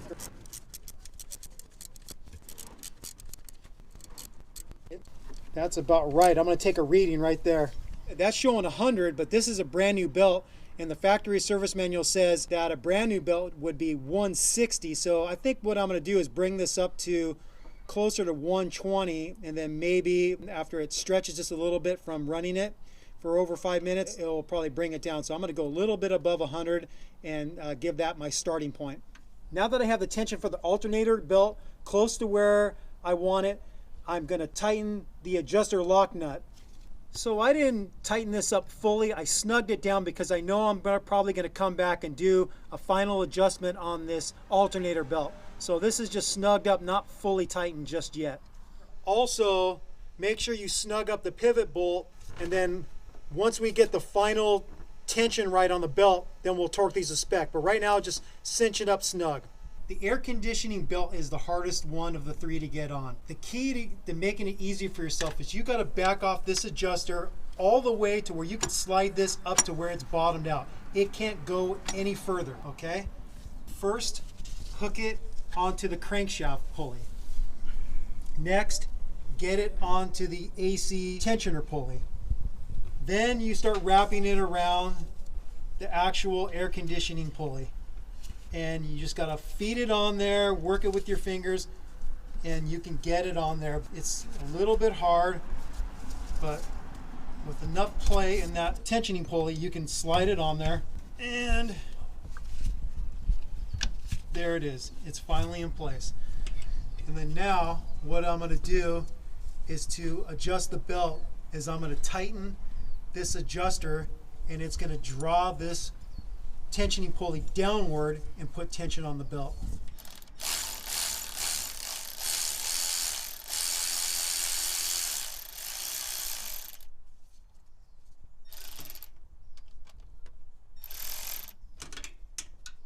Okay, I got most of the slack out. Now I'm going to do the rest with a regular wrench. Every once in a while, just feel the tension of the belt. So if you have a tensioning gauge, this is where the factory service manual shows to get a reading. So I got it hooked on the belt here, and I'm going to start off with this belt being at about 110 foot-pounds, and then recheck it after we run the motor for a little bit. This is the lock nut for the air conditioning adjuster pulley. I'm just going to cinch this up snug, not all the way tight just yet, because I'm going to recheck this tension later. So just nice and snug to where it's not going to loosen up when we start the motor. The last belt we're going to get in place is the power steering belt. So we're going to go around a fan again. Get it around the fan. The belt rides on the fan pulley and the crankshaft pulley, but not the air conditioning. So it looks like it might. And then the key is to get the adjuster for the power steering really loose. You push the whole assembly in towards the motor, and then you can hook the belt in place. So if you have it nice and loose, you could easily get this belt in place. And now the same thing, we're going to turn the adjuster, take the slack out of this belt, and then lock the pivot bolt down, the lock nut for the adjuster down, and then we're going to recheck the tension later after we run the motor for a while. So I'm just turning the adjuster. It's kind of hard to show from where my hand's at, but you'll see it. It's just on the passenger side, If you can turn it by hand first, great. If you can't, then get your 14mm ratcheting wrench or whatever. Ratcheting wrench will save you some pain and suffering because it's a lot easier than to reset an open end wrench over and over and over again. Or you can try to get a socket on there, but it's kind of hard to get a socket on there because you have one of the air conditioning lines in the way. A ratcheting 14mm is your best friend. Ratcheting 14mm box end. So I'm holding the wrench onto the bolt with my left hand while I'm wrenching with my right hand. This seems to work pretty good. The factory service manual says the power steering belt should be 85 to 120 pounds. So I'm just going to start it off at about 100 and then recheck it after we run the motor. I now want to cinch up the pivot bolt, and then I also want to cinch up the lock nut for the adjuster down here. So those two things I want to just snug up right now, and then after I recheck the tension of the belt, I'm going to torque them to spec. Power steering pulley has slots in it, so if the slot isn't lining up to where you can get on this pivot bolt and you want to use a socket, then just get the 19mm socket onto the crank pulley bolt, rotate the engine clockwise, and then get it to where one of these slots lines up so you can get a socket on there. If not, then you could just use a box end or open end wrench, but if you want to get a torque value, you'll need to get a socket on it. Now that we turn the engine, we can fit a socket through the power steering pulley and get on that pivot bolt. Again, I'm not going to torque this to the full value. I'm just cinching it up because I know most likely I'm going to readjust the tension after we run the engine for a while. So I'm just cinching this up snug. Now that you have all your drive belts on and you have a decent amount of tension on all the pulleys, don't forget to grab your 12mm wrench and tighten up the 4 12mm nuts for the fan clutch. Because remember, we just put them on snug to get this pulley on. And then now we just want to get a final torque by using the resistance that's on the belts holding the pulley to get them tighter. You can't get a torque value here because you can't get a torque wrench in there. So I suggest just getting them tight. To get to the lower nuts, you can just do the trick again by turning the crankshaft bolt clockwise to get the next bolt you want to tighten to the top so it's easier to get to. The next thing is we're going to get the radiator dropped back in. Dropping, it's spilling coolant.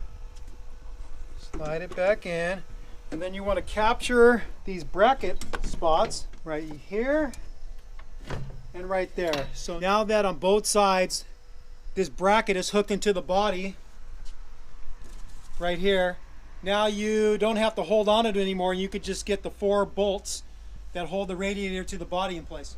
So I'm going to get all these started. They're 12mm.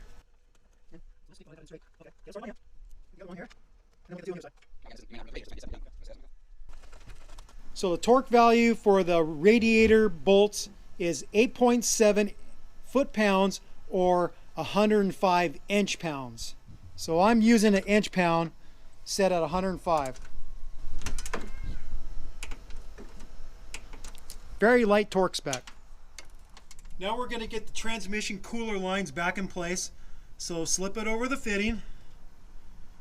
This one should slide on really easily because it's the original one. Compress the clamp with whatever you have, needle nose pliers or pair of channel locks. Get a good grip on there. Slide it in place where it was riding before and then let go. Now we're going to get the other one on. This is, again, the aftermarket one. It's a little bit smaller diameter, so it's going to take a little more force to slide this on, but it's going on nice and easy. And then this is just a standard clamp. It's not a constant tension, so I'm gonna have to undo this more. Almost nut up all the way. There we go. Using a screwdriver to tighten this standard clamp firm over the fitting. We're gonna get the lower radiator hose in place, and remember the nice thing that Toyota does for you. The yellow mark goes towards the engine, and if this one does actually is not showing the white mark, but because we cut it a little bit, the white mark goes towards the radiator. So just remember that and you won't mess up the orientation. So get up in here and slide the radiator hose onto the neck that houses the thermostat. And then we get it over here onto the radiator. And then now we got to get the clamps in place. You're going to want to squeeze the constant tension clamp if you still have one, and then fit it onto the fitting right about the same place it used to be before, and then release. And the same thing with the connection on the radiator side. You want to compress the clamp and then slide it down over the fitting.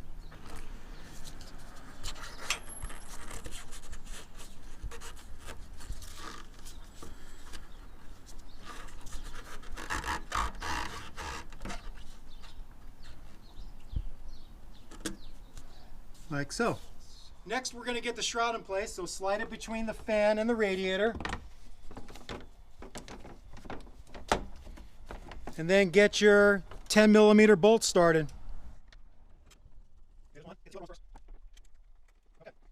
So I'm just cinching up these fan shroud 10mm bolts. I don't know what the torque spec is, and I honestly don't really care. It's holding on a plastic shroud. Just snug them up nice and tight and call it good. Now that we got the fan shroud in place, we're going to get the upper radiator hose in position. Remember, the yellow goes towards the motor, the white goes towards the radiator. So just work it on, shimmying it until it fully seats. Do the same thing on the radiator side. Now we're going to get our clamps in place.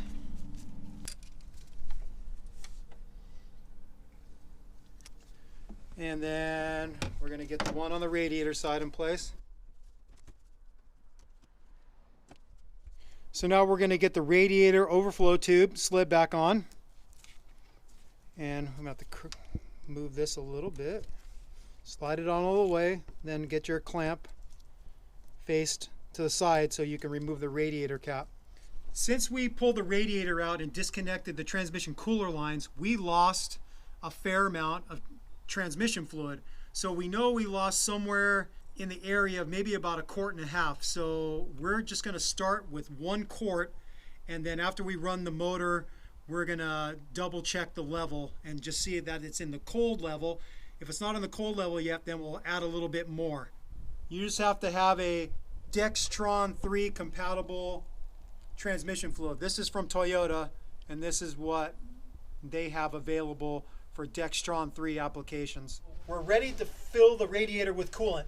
Make sure that your petcock valve is turned clockwise and tight before you start filling it, because you're just going to drain it out the bottom if you don't have it tight. All right, not all radiator funnels are created equal. This is a cool funnel system that helps you burp your cooling system. So we showcased this funnel in our cooling flush video. So basically what it does is it helps you burp the system of any air.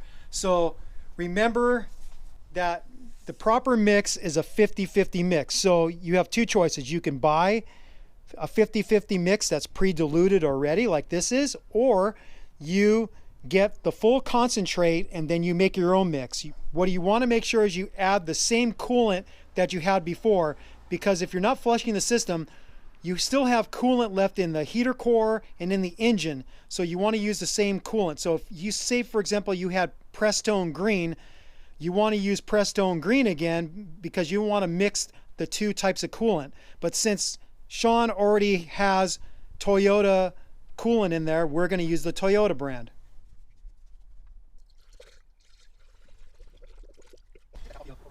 So you added some transmission fluid if you pulled the radiator, and then you topped off your coolant, and now the last thing we're going to do is we're going to get the battery reconnected, the negative battery cable on. So slide it over and then cinch it up. So next, first thing you do, cross your fingers that we did this right and it starts. The first thing I'm going to do after it starts, because I'm positive it's going to start, is I'm going to take a sample of the transmission fluid, because the level should be up to the cold level on the dipstick.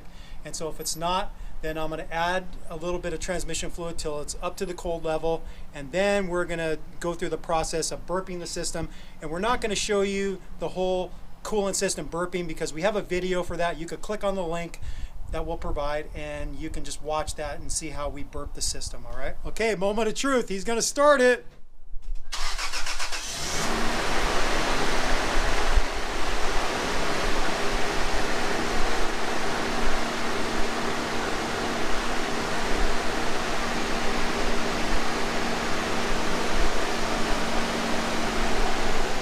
It worked. So the engine started. That was a good thing. We topped off the transmission fluid and we burped the cooling system. Now we took another sample of the belt tension, and the belt tension did loosen up. They seemed to lose about 20 pounds. So when I tighten all these belts, I kind of put them to about 110. Now they're about 90. So what I'm gonna do is I'm gonna loosen the pivot bolt for the alternator. I'm gonna loosen the lock nut for the adjuster, and I'm gonna bring all these belts to 100 based off of this gauge right here. So I'm gonna bring them all up to 100 and call it good. And then we'll torque all the pivot bolts and the lock nuts for the adjusters to their proper torque specs. Okay, so I readjusted the belt and now I have it at 100, which is what I wanted. And now I'm gonna torque the lock nut for the adjuster to 25 foot-pounds.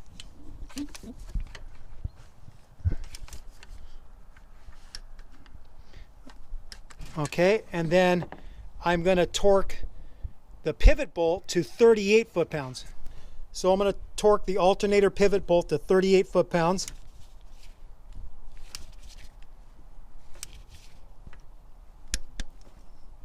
Okay, the alternator is set.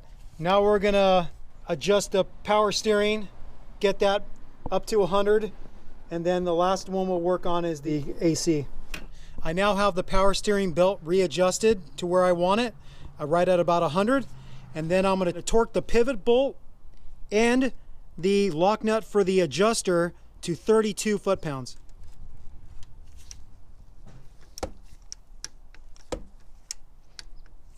There it is.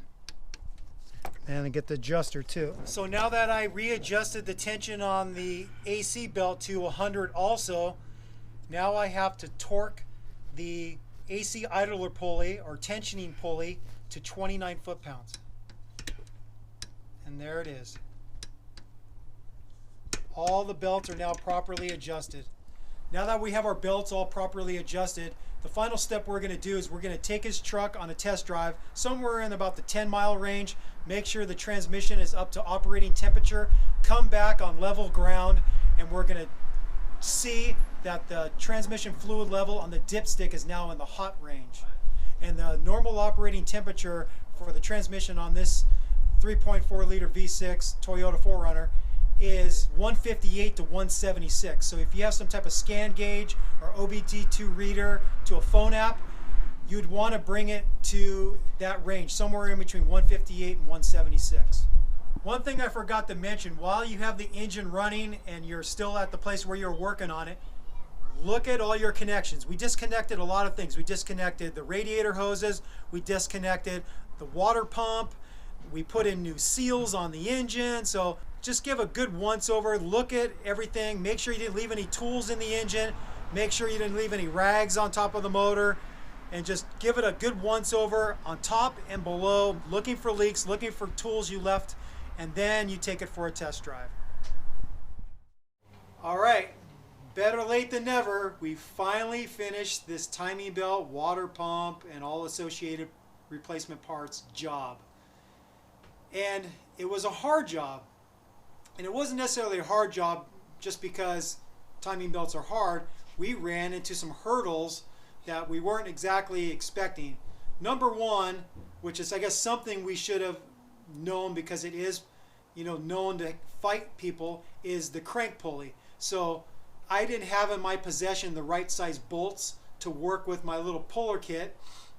So we had to go on a search for bolts. And at the third store, we finally found the bolts. That was a big delay.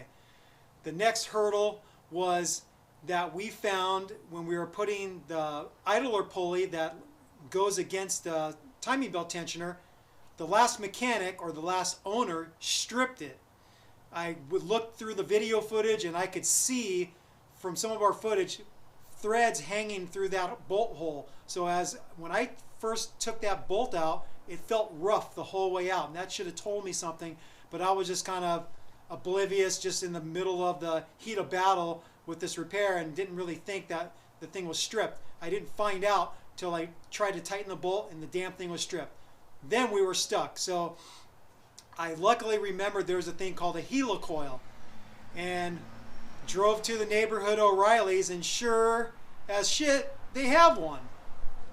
So then I had to drive to a couple different stores and get the right size drill bit to drill out that crankshaft cover so I can re-tap the threads, get that helicoil, because it's the helicoil was an M10 size with a 125 pitch. So drilled it out, tapped it, got the helicoil. Fingers crossed, we tightened up the bolt for that pulley, and it held at 30 foot-pounds. So we were stoked. The final hurdle for us was getting the timing belt on. Both Sean and I had heard that timing belts were hard to get in position, but I had no clue it was as hard as it was. So we followed the factory service manual specs. We got it on the crank pulleys, got it around the water pump, got it around the crankshaft timing gear, and then the next part of getting it up on the last pulley was a nightmare. I had no clue it was going to be that freaking hard. I would try pulling, give up. Sean would try pulling, give up. We racked our brains. Finally, I remembered that a plastic tool that you use for bicycle applications, this is a tire iron. And when you have a tight tire to get onto a rim, you use this as a lever. And so this ended up being our savior to get the damn belt up onto the last pulley. I got it up underneath the belt, hooked this tool on the pulley, and wrenched it up over and over, stretching the belt and finally getting it into position. So now that I know that this trick works, this will be my go-to tool the next time I do a timing belt, most likely on my own rig. And then once we got past that hurdle, the rest of the repair was pretty straightforward. We just had to get the rest of the parts back on, and it wasn't a big deal. Everything went like clockwork. So the one thing that I would suggest a do-it-yourselfer like us and like you watching is to have one of those style pullers, the one that I use to get that crankshaft pulley loose, because there's a good chance your crankshaft pulley is going to be on there tight too, and you're not going to be able to really wedge anything in there. Like we saw that we really couldn't find a good purchase point with a pry bar, so we went to the puller. So I don't know if auto parts stores rent those types of pullers, but that might be something I might actually buy. And we're going to put in the video description that puller kit that I bought from OTC, but you can maybe buy something else, maybe from Harbor Freight or something else, something that's similar, that has a central driving rod with tines on the other side that would capture bolts that screw into that crankshaft pulley. And then make sure you have a couple long bolts, 100 millimeter long or 4-inch long M8 metric bolts with a 125 pitch. Have those ready to go, because you don't want to be like our situation where we got in the middle of this repair and then we had to go driving all over creation looking for those bolts. So if you have the puller and you have those bolts in your possession, that's going to save you a trip to a store trying to find those things, because that was a hurdle that I suspect a lot of people are going to have. And now that you know the trick of getting the timing belt on with a plastic tire lever, you can pick these up at any bicycle store. They usually come in a set of 3, and then you'll have the same tool that we have to get the belt up onto that last pulley. So with all that said, you can do this job. Don't be intimidated by a timing belt job. If you follow our video and you take your time and label all your parts, you're going to have success with this job. The one thing that I would reiterate is make sure when you get that belt on, that timing belt, that you do a couple revolutions by turning either the crank bolt or you turn one of the camshafts, and you do 2 complete revolutions, and then make sure everything lines up, that your cam sprockets line up with the timing cover behind it, and then below your crankshaft timing gear lines up with the little arrow on the crankshaft cover. If all those things line up after you've done a couple revolutions, you're good to go. That means that you got the timing belt on correctly and your timing is going to be right. So thank you for watching Toyota Time with Timmy the Toolman and Sean. Thank you for subscribing. Thank you for watching. If you have any questions, please comment and I'll get back to you as soon as I can. Take care. Bye-bye.